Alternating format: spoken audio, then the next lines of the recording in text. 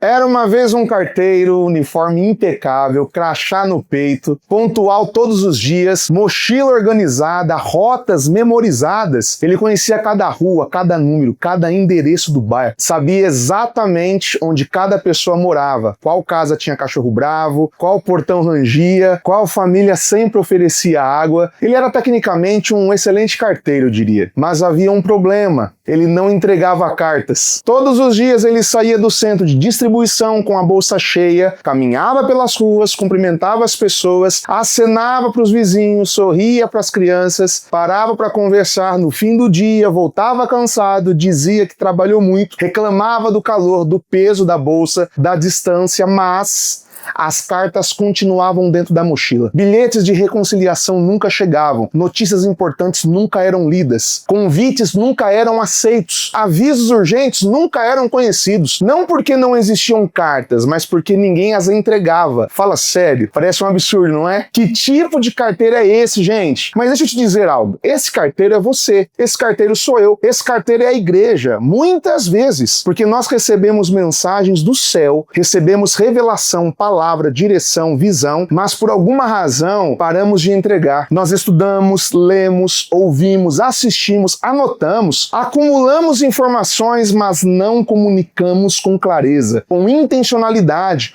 com urgência, sabe? Guardamos cartas que não são nossas, retemos mensagens que foram feitas para circular. E quando a igreja para de comunicar, vidas deixam de ser alcançadas, famílias deixam de ser curadas, pessoas deixam de ser discipuladas, líderes deixam de ser formados. O apóstolo Paulo escreve em Romanos capítulo 10, versículo 14: como, porém, invocarão aquele em quem não creram? E como crerão naquele de quem não ouviram falar? E como ouvirão se não houver quem pregue? Percebeu? O problema não é a falta de mensagem, o problema é a ausência de mensageiros fiéis. É diferente. E aqui eu não estou falando apenas de pregar em púlpito, tá bom? Eu estou falando de comunicação pastoral, no sentido mais profundo da palavra. Ensinar, discipular, aconselhar, formar, confrontar, encorajar, traduzir o céu para a terra e a palavra para a vida real, entende? Porque a igreja não morre por falta de conteúdo, gente. Ela morre por falta de clareza. Richard Baxter, um dos grandes pastores da história da igreja, disse: não é suficiente amar a verdade, é necessário comunicar a verdade de forma que ela possa ser compreendida. E aqui está uma das crises mais silenciosas da liderança moderna. Temos líderes cheios de iluminação da palavra, entre outros assuntos, mas vazios de comunicação, cheios de conteúdo, mas pobres em tradução. Sabem muito, mas explicam pouco. Sentem muito, mas expressam pouco. Vêm longe, mas falam curto. E sabe o que acontece quando a liderança não comunica bem? A igreja não entende. Quando a igreja não entende, ela não se engaja. Quando ela não se engaja, ela se distancia. E quando ela se distancia, o ministério não cresce. Não numericamente apenas, tá? Mas espiritualmente, emocionalmente, missionariamente. Eu aprendi isso cedo no ministério. Lembro de uma fase em que eu estava extremamente convicto de certas direções que Deus estava dando. Eu orava, estudava, sentia, discernia, planejava, mas por algum motivo o ministério local que eu servia na época não caminhava na mesma velocidade. Me frustrava, pensava, por que ninguém está se movendo? Até que eu entendi em Deus algo simples, mas confrontador. É como se ele falasse: você está convencido, mas eles estão confusos. Ali eu entendi algo que mudou minha liderança. Convicção sem comunicação gera frustração. Revelação sem explicação gera resistência. Visão sem tradução gera confusão. Lembra de Provérbios 29:18? Não havendo visão, o povo o quê? Se corrompe. Mas talvez a leitura mais honesta seja: não havendo visão comunicada, o povo se perde. Porque visão guardada no coração do líder é só um sentimento. Visão comunicada, repetida, ensinada, vivida e modelada se torna cultura. E é aqui que entra a nossa responsabilidade pastoral. Nós não fomos chamados apenas para receber cartas do céu, fomos chamados para entregá-las. Paulo diz em 1 Coríntios capítulo 9, versículo 16: ai de mim se não anunciar o evangelho. Ele não está falando apenas de obrigação, mas de identidade. Se eu paro de comunicar, eu paro de ser quem Deus me chamou para ser. É exatamente isso que ele está dizendo. E talvez um dos maiores perigos do ministério hoje não seja a heresia, seja o silêncio, não seja erro teológico, mas mas sim omissão pastoral. Não seja perseguição, e sim distração, porque é possível estar muito ocupado e ainda assim não estar sendo fiel. É possível estar servindo muito e ainda assim não estar comunicando bem. Estar pregando todo domingo e ainda assim não estar formando ninguém. Porque comunicar não é apenas falar. Comunicar é fazer alguém entender. Isso é top, cara.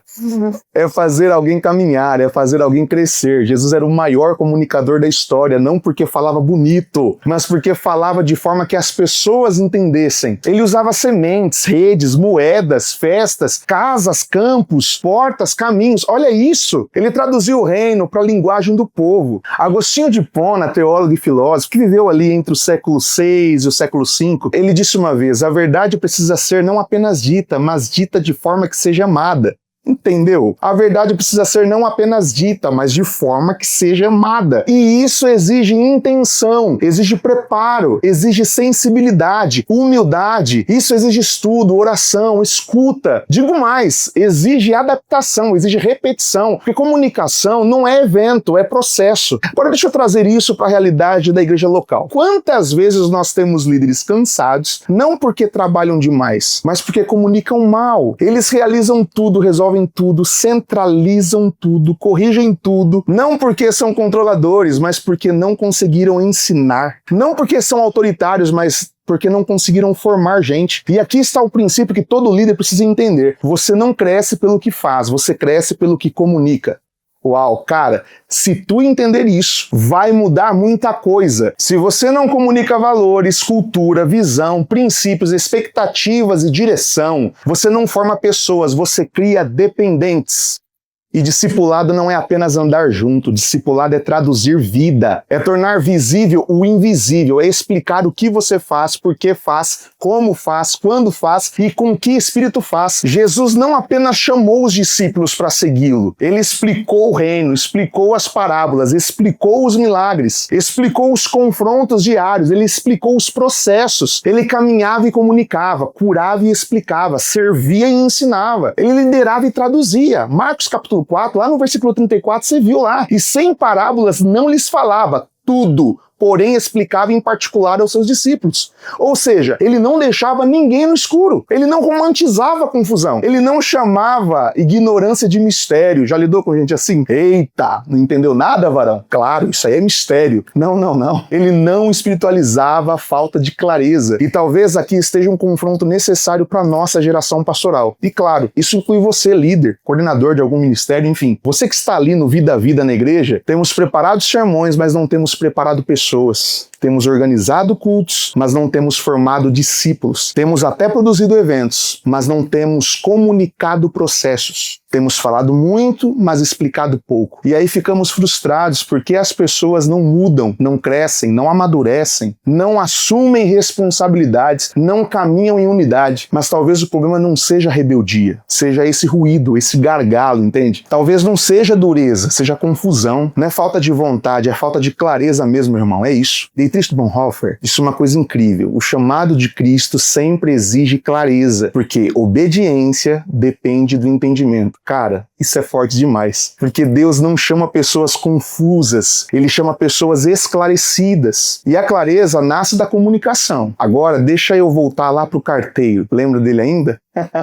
O maior pecado daquele carteiro não era a preguiça, ele caminhava muito, não era irresponsabilidade. Ele chegava cedo. Ah, pastor, ele era desorganizado, então você não prestou atenção direito na história. Cara, ele sabia os endereços, ele era organizado sim. O maior pecado dele era reter o que não lhe pertencia. Essa é a sacada, meu irmão. As cartas não eram dele, a mensagem não era dele, a informação não era dele, ele era apenas um mensageiro. E é isso que nós somos. Nós não somos donos da palavra, donos da revelação, donos da mensagem. Nós não somos donos da igreja, não somos donos do reino, somos carteiros do céu. 1 Coríntios capítulo 4, versículo 1, que os homens nos considerem como ministros de Cristo e despenseiros dos mistérios de Deus. Despenseiro é aquele que administra algo que não é seu, cuida de algo que pertence a outro, distribui algo que recebeu. Ou seja, você não é chamado para reter o que Deus te deu, você é chamado para distribuir isso. Você não é chamado para acumular entendimento, você é chamado para gerar transformação. E aqui entra a sua responsabilidade como como líder, pastor, discipulador, evangelista, influencer, sei lá mais o que. Entenda isso. Comunicação ruim machuca pessoas. Comunicação confusa gera insegurança. Comunicação ausente gera abandono. Comunicação dura gera feridas. Comunicação rasa gera superficialidade espiritual. Mas comunicação clara gera fé. Comunicação intencional gera crescimento, entende? Comunicação saudável gera unidade. Comunicação pastoral gera maturidade. Provérbios 18, 21. A morte e a vida estão no poder da língua. Eu diria mais, a morte e a vida também estão no poder da clareza. Porque é possível falar a coisa certa da forma errada e gerar morte. E é possível falar a coisa difícil da forma certa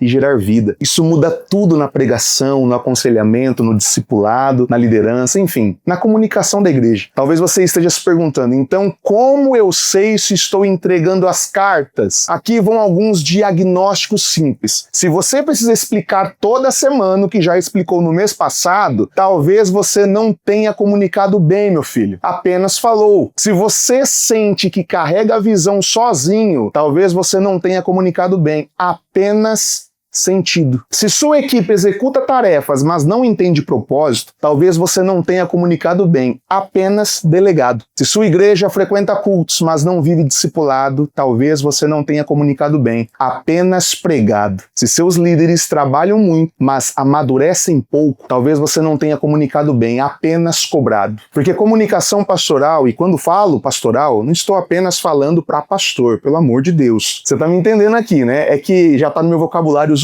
Mas se você chegou aqui nesse vídeo, essas informações são para você. Então, como eu estava dizendo, por que comunicação pastoral não é despejar conteúdo, é gerar entendimento. Não é falar bonito, é fazer claro. Não é emocionar, é transformar. John Stott que disse, a tarefa do pregador não é apenas explicar o texto, mas explicar a vida à luz do texto. E isso exige esforço, exige preparo sério de sermão, exige intencionalidade no discipulado, exige estratégia na liderança, exige humildade para aprender a comunicar melhor, exige coragem para mudar forma sem mudar essência, porque Deus não nos chamou para impressionar pessoas, nos chamou para formar pessoas. Agora deixa eu ser mais direto, como pastor falando com pastor, líder falando com líder. Talvez hoje o Espírito Santo esteja dizendo para você, pare de carregar cartas que não são suas, pare de reter aquilo que Deus te deu para entregar, pare de guardar aquilo que Deus te deu para compartilhar, pare de segurar aquilo que Deus te deu para liberar, pare de tratar comunicação como detalhe, pare de tratar clareza como opcional, pare de tratar explicação como fraqueza, sabe?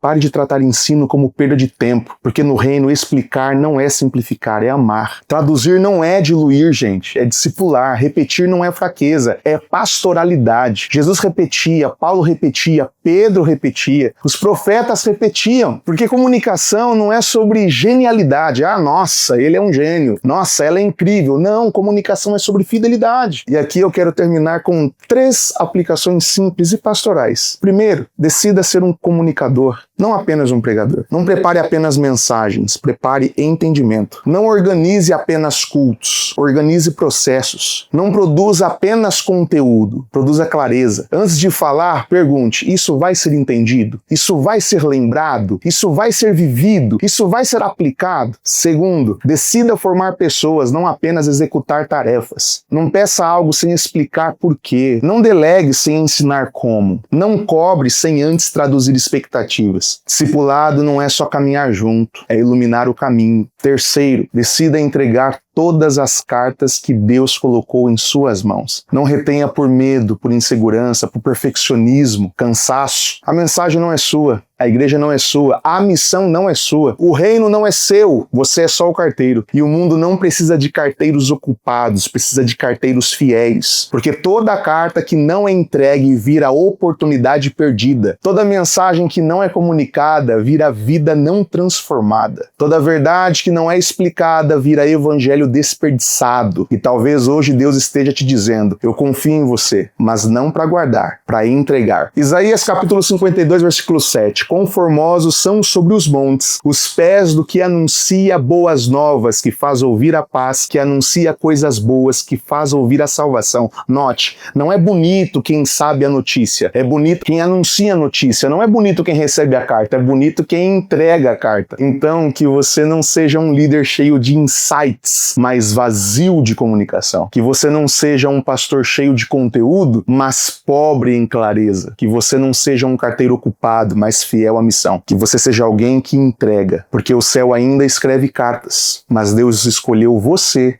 nós, para entregarmos. Que Deus em Cristo abençoe você, sua casa e sua família. Até a próxima. Avante!